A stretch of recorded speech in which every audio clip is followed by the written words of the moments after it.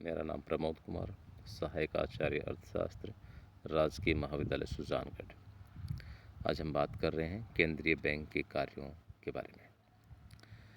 केंद्रीय देश की बैंकिंग व्यवस्था में शीर्ष बैंक होने तथा देश की मौद्रिक एवं बैंकिंग व्यवस्था के विकास, नियंत्रण और नियमन के प्रति विशेष अधिकार प्राप्त बैंक होने के नाते अनेक महत्वपूर्ण कार्यों का संपादन करता है।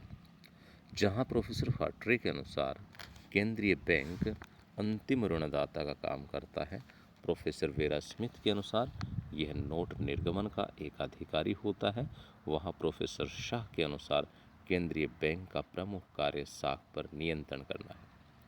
जबकि अन्य विद्वानों ने, जिनमें प्रोफेसर डिकॉक का नाम उल्लेखनीय है, केंद्रीय बैंक के अनेक कार्य बताए। प्रोफेसर डिकॉक ने केंद्रीय बैंक के 7 कार्य बताए हैं। विकासशील राष्ट्रों में केंद्रीय बैंक के कार्यों में विकास और स्थिरता दोनों का महत्व है, जबकि विकसित राष्ट्रों में स्थायित्व का ही अधिक महत्व है।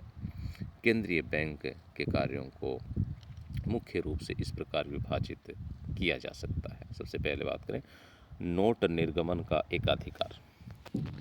आजकल विश्व के सभी राष्ट्रों में अपरिवर्तनशील पत्र मुद्रा का प्रचलन है और चलन मुद्रा की मात्रा और साख में परस्पर संबंध होने के कारण सभी देशों में नोटों का निर्गमन कार्य देश के केंद्रीय बैंक को सौंपा जाता है। कुछ देशों में तो केंद्रीय बैंक की स्थापना ही मुख्य रूप से नोट निर्गमन के लिए की गई है।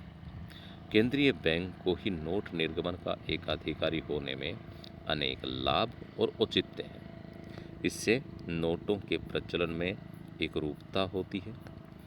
केंद्रीय बैंक अपने निर्णयों को विशुद्ध आर्थिक सिद्धांतों पर आधारित न करके राजनीतिक प्रभाव से यथासंभव मुक्त निर्णय लेता है, अतः जनता का विश्वास बना रहता है।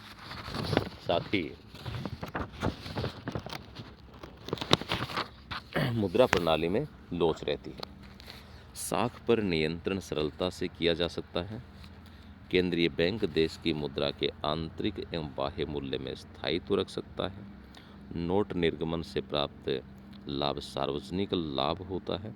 विकासशील राष्ट्रों में आर्थिक नियोजन से सरकार की हीनार्थ प्रबंधन नीति का कुशलता से संपादन केंद्रीय बैंक ही कर सकता है, क्योंकि सरकार और केंद्रीय बैंक में निकट संपर्क रहता है और साख नियंत्रण भी सफल रहता है। इसी कारण आज विश्व के लगभग सभी देशों में नोट निर्गमन का एकाधिकार देश के केंद्रीय बैंकों को ही दिया जाता है। भारत के रिजर्व बैंक को नोट निर्गमन का एकाधिकार है। दूसरा, सरकारी बैंकर, एजेंट या सलाहकार का कार्य। केंद्रीय बैंक सरकार के बैंकर, अभिकर्ता और सलाहकार के रूप में अनेक महत्वपूर्ण कार्य करता है। सरकारी बैंकर के रूप में केंद्रीय बैंक सरकार के विभिन्न विभागों व संस्थाओं की आय जमा करता है तथा उनमें से सरकारी खर्चों को चुकाया जाता है। सरकार को संकट काल में ऋण प्रदान करता है तथा अल्पकालीन ऋणों की भी व्यवस्था करता है। यह सरकारी धन को एक स्थान से दूसरे स्थान या एक विभाग से दूसरे विभाग को हस्तांतरण करता है।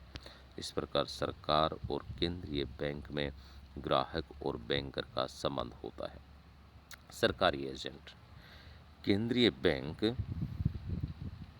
सरकार के एजेंट के रूप में सार्वजनिक ऋणों का भुगतान प्राप्त करता है तथा ब्याज व मूलधन का भुगतान करता है। सरकार की प्रतिभूतियां बेचता है तथा खरीदने में सहायता करता है।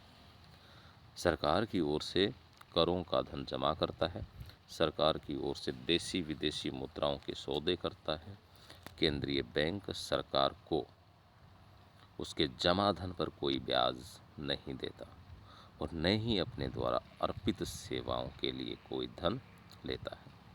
आर्थिक सलाहकार के रूप में केंद्रीय बैंक सरकार को मौद्रिक एवं बैंकिंग व्यवस्था संबंधी नीति निर्धारण में परामर्श देता है।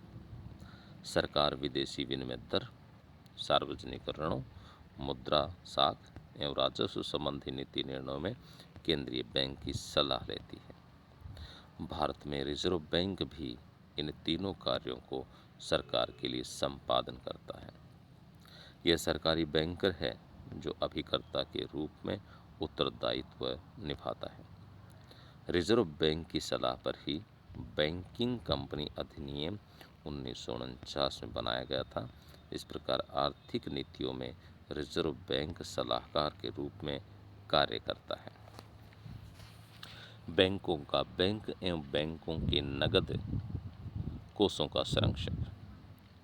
केंद्रीय बैंक देश के सब बैंकों का शीर्ष बैंक होता है।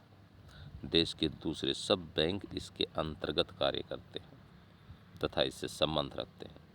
जिस प्रकार बैंक अपने ग्राहकों की जमा के संरक्षक होते हैं, ठीक उसी प्रकार प्रत्येक बैंक अपनी जमाओं का कुछ निश्चित प्रतिशत भाग तो अपने पास नगद एवं तरल रूप में रखते हैं, जबकि कुछ भाग कानूनन उन्हें केंद्रीय बैंक के पास जमा कराना होता है।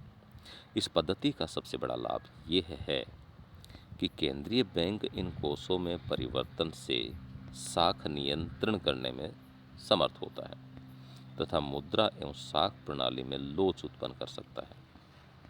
सभी सदस्य बैंकों के कुछ नगद कोष केंद्रीय बैंक के पास जमा होने से जनता में विश्वास बना रहता है।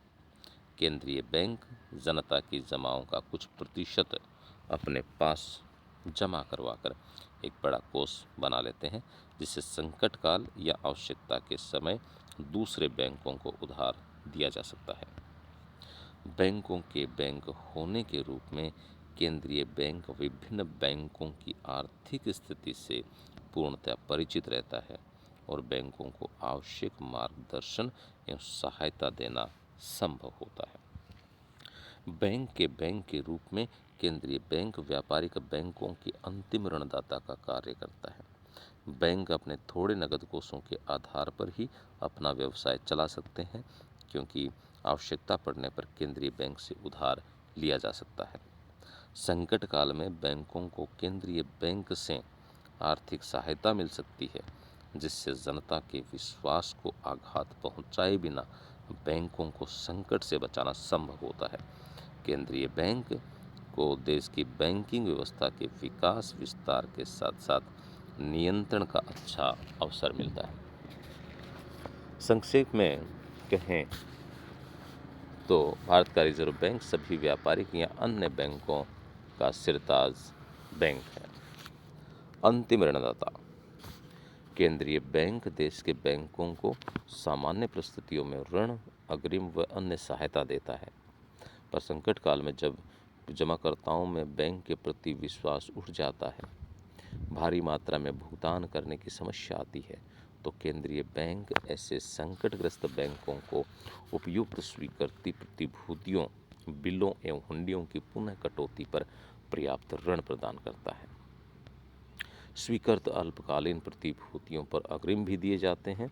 केंद्रीय बैंक केवल बैंकों के लिए ही अंतिम ऋणदाता नहीं है, वह सरकार को भी संकटकाल व आर्थिक कठिनाई में ऋण दे सकता है, क्योंकि केंद्रीय बैंक के पास नोट निर्गमन की अपार शक्ति विद्यमान रहती है। युद्ध काल में केंद्रीय बैंक एक अंतिम ऋणदाता बन जाता है। राष्ट्र की बहुमूल्य धातुओं और विनिमय कोषों का संरक्षण। देश का केंद्रीय बैंक देश की बहुमूल्य धातुओं को आरक्षण कोष में रखकर नोटों का निर्गमन करता है तथा वह देश के धात्विक कोषों व विदेशी विनिमय कोष को सुरक्षित रखने के लिए उत्तरदायी है। केंद्रीय बैंक इन कोषों को अपने पास इसलिए भी सुरक्षित रखता है ताकि भुगतान असंतुलन की स्थिति में इन कोषों के उपयोग से विनिमय दरों में भारी उच्चावचनों को टाला जा सके तथा विनिमय दरों में सापेक्षिक स्थिरता रखी जा सके। निकासी गृह या समाशोधन गृह कार्य। विभिन्न बैंकों के पास पारस्परिक भुगतानों का निपटारा केंद्रीय बैंक जितनी सुगमता और कुशलता से कर सकता है, उतना कोई और संस्था नहीं कर सकती, क्योंकि केंद्रीय बैंक के पास सब बैंकों के खाते होते हैं। सूचनाओं एवं आंकड़ों के संकलन का कार्य।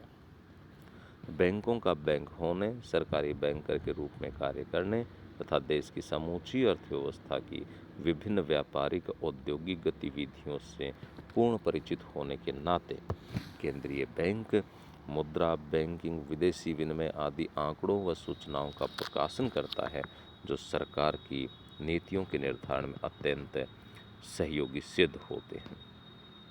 भारत में रिजर्व बैंक ऑफ इंडिया इसके लिए एक अलग आर्थिक एवं सांख्यिकी विभाग का संचालन करता है। साख का नियंत्रण। केंद्रीय बैंक का मुख्य कार्य साख का नियंत्रण करना है। केंद्रीय बैंक देश की मौद्रिक नीति के क्रियान्वयन के लिए उत्तरदायी माना जाता है।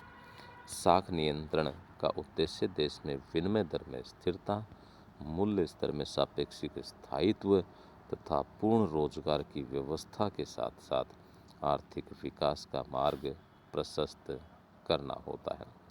प्रोफेसर डिकॉक के मतानुसार साख का नियंत्रण केंद्रीय बैंक का एक ऐसा कार्य है जिसके माध्यम से प्राय सभी कार्यों को एकीकृत किया जा सकता है और सामान्य उद्देश्य की प्राप्ति संभव होती है। साख नियंत्रण का कार्य आजकल इतना महत्वपूर्ण बन गया है कि विभिन्न केंद्रीय बैंकों के विधानों में इसका स्पष्ट उल्लेख है। कुछ और कार्यों के बारे में बात करें तो यद्यपि उपयुक्त कार्य सभी केंद्रीय बैंकों के प्रमुख कार्य बन गए हैं, पर निरंतर उनके कार्यों का विस्तार होता जा रहा है और अर्थशास्त्री इस संबंध में सहमत नहीं है कि उनके कार्यों की सीमा क्या रहे। भारत की कृषि प्रधान अर्थव्यवस्था में रिजर्व बैंक का कृषि शाख विभाग नाबार्ड की स्थापना के पूर्व कृषि ऋणों की उचित व्यवस्था करता था, जबकि अन्य देशों में केंद्रीय बैंक कृषि शाख की व्यवस्था स्वयं नहीं करते। भारत का रिजर्व बैंक औद्योगिक वित्त का भी व्यवस्था करता है। इस प्रकार केंद्रीय बैंक के कार्यों का संक्षिप्त विवरण हमें स्प्रेग के इस मत को दोहराने को बाध्य करता है कि केंद्रीय बैंक के कार्यों का उल्लेख मुख्यतः 3 भागों में किया जा सकता है। वे सरकार के आर्थिक अभिकर्ता का कार्य करते हैं, नोट निर्गमन के एकाधिकार के कारण उनका चलन पर विस्तृत नियंत्रण रहता है और अंत में क्योंकि उनके पास अन्य बैंकों की निधि का पर्याप्त भाग रहता है, वे समस्त साख क्लेवर के आधार के लिए प्रत्येक स्वरूप से उत्तरदायी होते हैं। अंतिम कार्य केंद्रीय बैंक का सबसे प्रमुख एवं महत्वपूर्ण कार्य है। Thank you.